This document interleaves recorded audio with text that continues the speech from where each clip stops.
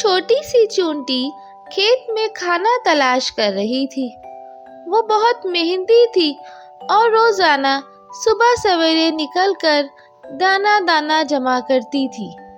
ایک دن جب وہ اپنے گھر کے قریب پہنچی تو اس نے دیکھا کہ ایک چڑیا اڑتی ہوئی آئی اور اس کے قریب ایک درخت پر بیٹھ گئی۔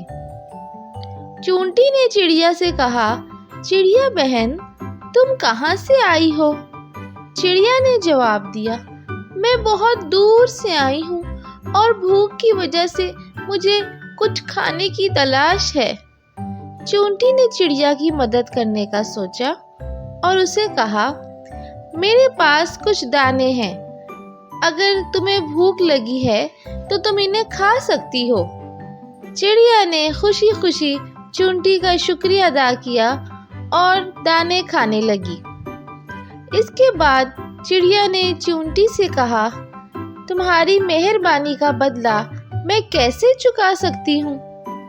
چونٹی نے مسکراتے ہوئے کہا، دوستی میں بدلہ نہیں ہوتا، تم میری دوست ہو اور دوستوں کی مدد کرنا خوشی کی بات ہے۔ یہ سن کر چڑیا بہت خوش ہوئی اور بولی، تم بہت نیک چونٹی ہو، جب بھی تمہیں میری ضرورت ہو مجھے ضرور بتانا۔ اس دن کے بعد چونٹی اور چڑیا گہرے دوست بن گئے اور ہمیشہ ایک دوسرے کی مدد کرتے رہتے۔ اس طرح کی پیاری پیاری کہانیاں سننے کے لیے شیئر، سبسکرائب اور لائک ضرور کریں۔